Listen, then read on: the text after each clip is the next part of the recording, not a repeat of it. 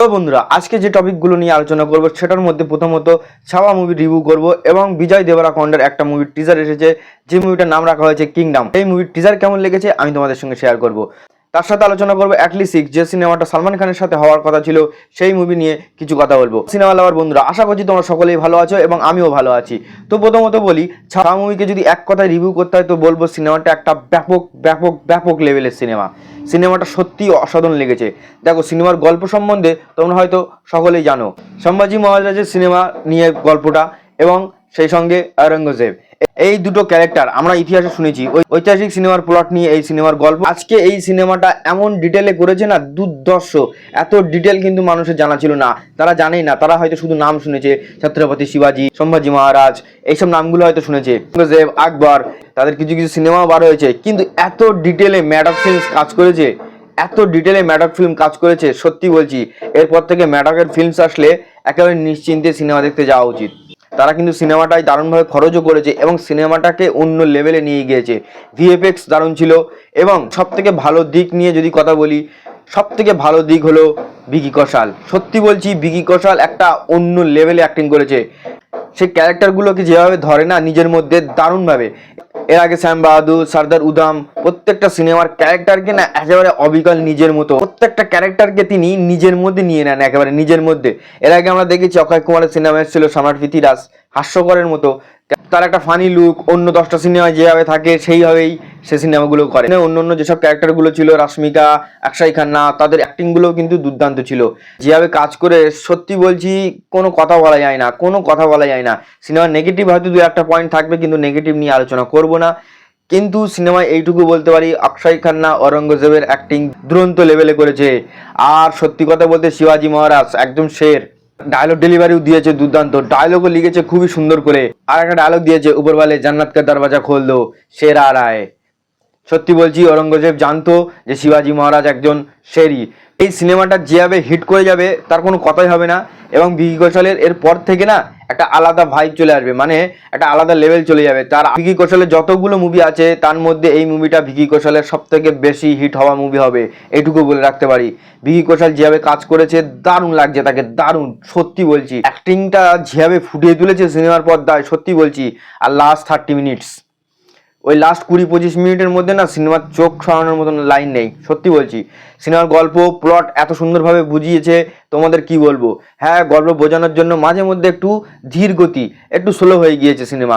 Detail ভালোভাবে বোঝানোর জন্য, দর্শককে ভালোভাবে বোঝানোর জন্য সেরকম হয়েছে, সেটা দেখতে একবারও বোর মনে হবে না। কিন্তু লাস্ট 20-25 মিনিট যেভাবে সিনেমার ক্লাইম্যাক্স করেছে, সত্যি বলছি দারুণ দারুণ দারুণ।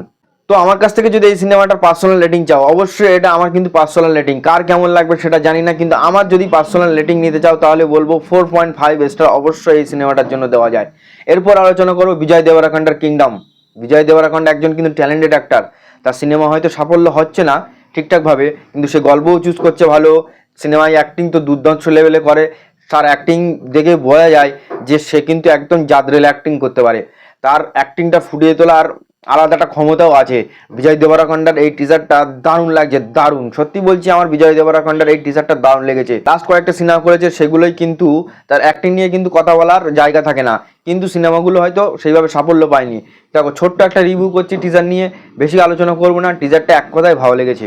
এবারে আমি অ্যাটলি সিক্স নিয়ে কথা বলবো। অ্যাটলি সিক্স, ভাই অ্যাটলি একটা বিরাট বড় ডিরেক্টর, এরকম একটা বিশাল ব্যাপার। 5টা-6টা সিনেমা আছে, বেশিরভাগ সিনেমা থালাবাদী বিজয়কে নিয়ে, এবং লাস্ট সিনেমা জওয়ান করেছে যেটা ভীষণ সাকসেসফুল হয়েছে। তো অ্যাটলি কিন্তু একজন অ্যাসিস্ট্যান্ট ডিরেক্টর ছিল শঙ্করের, ঠিক আছে? তো শঙ্করের অ্যাসিস্ট্যান্ট ডিরেক্টর আজকের ডেটে কিন্তু শঙ্কর তার সিনেমা ফ্লপ দিচ্ছে। কামাল হাসানের সাথে করলো ইন্ডিয়ান 2, ফ্লপ খেয়ে গেল। রামচরণের নিয়ে করলো গেম চেঞ্জার, কিন্তু ফ্লপ খেয়ে গেল। তার অ্যাসিস্ট্যান্ট ডিরেক্টর অ্যাটলি আজকে বিশাল নাম হয়েছে। সালমান খানের মুভি করছে না, সালমান খানের মুভি হচ্ছে না, বাজেট ইস্যু। সালমান খানকে নিয়ে বাজেট ইস্যু, সালমান খানের কাছে প্রডিউসাররা পয়সা ঢালতে নারাজ। এই সব ঘটনা চারিদিকে মিডিয়ায় ছড়িয়ে আছে। আমি কিন্তু সালমান ফ্যান হয়ে কথা বলছি না, সালমান ফ্যানরা কিন্তু এটা নিয়ে কোনোভাবেই মাথা ঘামাচ্ছে না, কোনোভাবেই মাথা ঘামাচ্ছে না, কারণ তারা জানে সালমান খান কি। বাজরাঙ্গি ভাইজান, টাইগার জিন্দা হ্যায়, সুলতান, এসব মুভি কিন্তু 600-650 কোটি, বাজরাঙ্গি ভাইজান 900-950 কোটি ইনকাম করেছে। তখনকার ডেটে টিকিট প্রাইস কিন্তু ছিল 90 থেকে 100 কোটি। মুভিগুলো আসছে 300, 350, 400 টাকা পর্যন্ত টিকিট প্রাইস, 2000 কোটি কালেকশন, বিশাল ব্যাপার। সালমানের কাছে বাজেট, সালমানের পক্ষে ওরকম বাজেট 1000 কোটি ইনকাম করা সম্ভব না। আরে ভাই বাজরঙ্গি ভাইজান দেখে আসো, বাজরঙ্গি ভাইজান কত ইনকাম করেছে। আজকের ডেটে সালমান খানের সিনেমা চলছে না। সালমান সিনেমা কটা করেছে ভাই? লাস্ট সিনেমা করেছে টাইগার 3, দিওয়ালির টাইমে রিলিজ করেছে। ওয়ার্ল্ড কাপ রিলিজ ডেটটাও ঠিকঠাক ভাবে করতে পারেনি, একেবারে ভাই বলেছে রিলিজ করবে, রিলিজ করে দিল। কিন্তু ভাই সালমান খান কে ভাই আজ অব্দি কোনো সিনেমায় প্রডিউসার লসে রান করেনি। শাহরুখ খানের সিনেমা দেখো, জিরো, জাভেরি, মেটসেজাল, ভাই প্রডিউসারকে লস খেতে হয়েছে। আরে সালমান খান নিয়ে কথা বলার আগে তোমরা একবার ভাবো যে ভাই কে সে, মাস ফিল্ম, অ্যাকশন ফিল্ম। আরে ভাই ও জন্ম দিয়েছে সিনেমাগুলোকে। 2008 ওয়ান্টেড থেকে শুরু করে টাইগার জিন্দা হে সুলতান পর্যন্ত দেখে নাও ভাই, কোনো মুভি ফ্লপ নেই, প্রত্যেকটা মুভির ইনকাম দেখো। আরে বাহুবলী 2 আসলো, বাহুবলীর পর থেকে তো প্যান ইন্ডিয়া করে লাফাচ্ছে সবাই। প্যান ইন্ডিয়া ঠিক আছে, সাউথ রাজ করছে ঠিক আছে, সাউথের মুভি ভালো, অন্য ধরনের মুভি। আরে ভাই ঠিক আছে কোনো ব্যাপার না। এস এস রাজামৌলি যে সিনেমা সাইন করে নায়কদের সাথে 4 বছর লাগে। ইনকাম কত হয়েছে হাইয়েস্ট? বাহুবলী 2 2000 কোটি টাকা। আরে ভাই এস এস রাজামৌলিকে আমি কিন্তু খারাপ বলছি না, অ্যাটলিকেও কিন্তু খারাপ বলছি না, কিন্তু এই বিষয়েই এই যে সালমান খানের পিছনে বাজেট ঢালা যাবে না, এটা নিয়ে যা হচ্ছে সোশ্যাল মিডিয়ায় মাথা খারাপ হয়ে যাওয়ার মতো ভাই। একেবারে কি বলবো ভাই, দেখো এস এস রাজামৌলি একটা সিনেমা সাইন করছে, 4 বছর ধরে শুটিং করছে, 2000 কোটি ইনকাম করছে। সেখানে যদি প্রত্যেক বছর একটা হিরো একটা সিনেমা করে, যে হোক 1000 কোটি করে ইনকাম করে, তাহলে 4000 কোটি হয় 4 বছর যদি 4টে সিনেমা করে। এস এস রাজামৌলি একটা নায়ককে নিচ্ছে, 4 বছর ধরে গ্যারেজ করে দিচ্ছে, সিনেমা বানাচ্ছে, 2000 কোটি হাইয়েস্ট বাহুবলী 2। তারপরেও তো আর তো 1300-1200 আটকে গিয়েছিল। তো আমি কাউকে ছোট করছি না, এস এস রাজামৌলি অবশ্যই ভালো মাপের ডিরেক্টর, অ্যাটলি এখন কাজ করছে, আজকের ডেটে বেশ নাম করা একজন ডিরেক্টর হয়ে গিয়েছে, বিবর্ষ লেভেলে কাজ করেছে, তার হাতের কাজ একটা অন্য রকম, নায়ককে আলাদাভাবে প্রেজেন্ট করতে জানে। ঠিক আছে ভাই, ঠিক আছে সেই ঠিক আছে, কিন্তু সালমানকে নিয়ে এত কথা কেন ভাই? অ্যাটলিস্ট যে সিনেমাটা করে বলেছিল তাতে তো রজনীকান্ত, কামাল হাসান সবাই নাম জড়িয়ে নিয়েছিল, তা তাদের নাম তো আসছে না, কিন্তু সালমান খানের নামটাই আসছে। তাহলে বোঝো সালমান খান কি ভাই। এখন একটা কথা বলি, সিকান্দার মুভি হিট হবে কি হবে না, এটা নিয়ে আসল কথা। সালমান খানের সিকান্দার যদি কিন্তু হিট হয়ে যায়, তখন কিন্তু সেই সব প্রডিউসাররা ডিরেক্টররা আবার আসবে সালমান খানের সাথে সিনেমা করার জন্য, বাজেট ঢালার জন্য চলে আসবে। আরে ভাই বক্স অফিসের কিং, সাউথ কেন পুরো ইন্ডিয়া, প্যান ইন্ডিয়া জানে বক্স অফিস কে কাঁপাতে পারে, সালমান খান একমাত্র নাম, প্রডিউসারকে লস খাওয়ায় না আজ অব্দি। তো সালমান খানও মন করলে কিন্তু এই সিনেমায় পয়সা ঢালতে পারে, কিন্তু অ্যাকচুয়ালি ব্যাপারটা হচ্ছে এই সিনেমার কিন্তু আসলে কোনো অ্যানাউন্সমেন্ট অফিসিয়ালি আসেনি। তো এই সিনেমাটা আদৌ হচ্ছিল কি না হচ্ছিল, এই পিআর নিউজ চারিদিক থেকে এই এটা হচ্ছে ওটা হচ্ছে, 86 রজনীকান্ত করবে, কামাল হাসান করবে, বিশাল চারিদিকে ছড়াচ্ছে। আর এখন বাজেট ইস্যু, 86 করছে না, আল্লু অর্জুনকে নিয়ে একটা কোনো সিনেমা করতে যাচ্ছে। আরে ভাই ঠিক আছে ভাই, তাই কিন্তু সালমানকে নিয়ে এত ট্রোল করার কি?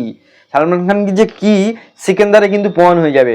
সালমান খান যদি সিকান্দার মুভিটা ঠিকঠাক ভাবে, অবশ্যই সালমান খান একটু দয়ালু মানুষ, বেশি তার নিজের লোকেদেরকে তোলার জন্য, নিজের লোকের পাশে দাঁড়ানোর জন্য বিভিন্ন মানে বই সই করে গিয়েছে, পরপর কিছু মুভি খারাপ হয়ে গিয়েছে। কিন্তু সে যদি একবার সিরিয়াস হয়ে যায়, সিরিয়াস সত্যি বলছি, আর সিকান্দার মুভির স্টোরি লাইন যদি ঠিকঠাক থাকে, যদি সিনেমাটা একবার ভালো হয়ে যায়, তো বলিউডে বাদশা বক্স অফিস কে ভাঙতে পারে কিন্তু দেখিয়ে দেবে, প্রমাণও হয়ে যাবে। আরো একটা কথা বলি, এইসব নোংরামিগুলো বন্ধ করো, সালমানকে নিয়ে টোল করো না ভাই। সালমানকে টোল করার আগে কি লেভেলের রেকর্ড করে রেখেছে, আর কি রেকর্ড ভেঙে রেখেছে ভাই। রাজ করেছে ওরা ভাই সেই লেভেলের। কিন্তু হ্যাঁ, আজকের ডেটে কোনো নায়ক ইস্যু করছে না, কোনো নায়কের ব্যাপার নেই। কেজিএফ যাকে কিন্তু অনেকেই চিনতো না আমাদের বাংলায়, ইয়াসকে কেউই চিনতো না, কিন্তু আজকে সে একটা অন্য লেভেলে নিয়ে গিয়েছে কেজিএফ সিনেমা করে।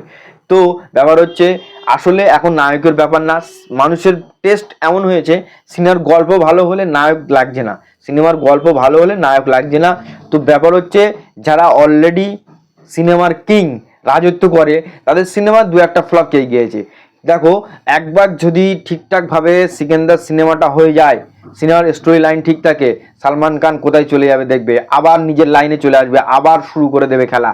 তো ব্যাপার হচ্ছে এই যে নানান রকম কন্ট্রোভার্সি হচ্ছে, 86 এ নিয়ে কিন্তু একেবারে মাথা খারাপ হয়ে যাওয়ার মতন, দেখেই মাথা গরম হয়ে যাচ্ছে। আরে ভাই 5টা সিনেমা করেছে সে, 5টা কি 6টা সিনেমা করেছে ভাই, নিয়ে এত কিছু হওয়ার তো কোনো ব্যাপার নেই। হ্যাঁ অবশ্যই ভালো ডিরেক্টর, আমি কিন্তু খারাপ বলছি না, কিন্তু এত মারামারি কেন ভাই? 86 নিয়ে এত মারামারি কেন? যার সিনেমা করেছে, অ্যাসিস্ট্যান্ট ডিরেক্টর হয়ে কাজ করেছেন, তার সিনেমা আজকে ফ্লপ খাচ্ছে। মানুষের কিন্তু উত্থান পতন হয়, ঠিক আছে, এটা মাথায় রেখে কাজ করতে হবে। তো এইসব নোংরামিগুলো বন্ধ করো। তো আজকে এটাই বলার ছিল। তো কথা বলতে বলতে কিন্তু তোমাদের সাথে একটু মাথা গরম হয়ে গিয়েছে। তো চ্যানেলে যারা নতুন অবশ্যই চ্যানেলকে সাবস্ক্রাইব করো এবং ভালো লাগলে লাইক শেয়ার করে দিও। সালমান খানটা অবশ্যই আমাকে বলো যে এটা নিয়ে কি এত মাতামাতি করার কোনো প্রয়োজন আছে, নাকি সিকেন্দার সিনেমার আপডেট কিছু তোমাদের দরকার, সিকেন্দার একটা গান বা টিজার বা ফার্স্ট লুক বা এই ধরনের কোনো কিছু একটা আসার দরকার এই মুহূর্তে। তো অবশ্যই চলে আসবে, আমার তো মনে হয় এই মাসেই কিছু না কিছু একটা আসবে, গান হোক যাই হোক একটা আসবে। তো আমি যদি কোনো কিছু ভুল বলে থাকি অবশ্যই আমাকে জানিও, চ্যানেলকে সাবস্ক্রাইব করে দিও। অবশ্যই ভালো থেকো, তোমরা পাশে থেকো। দেখা হচ্ছে নেক্সট ভিডিওয়। Bye bye.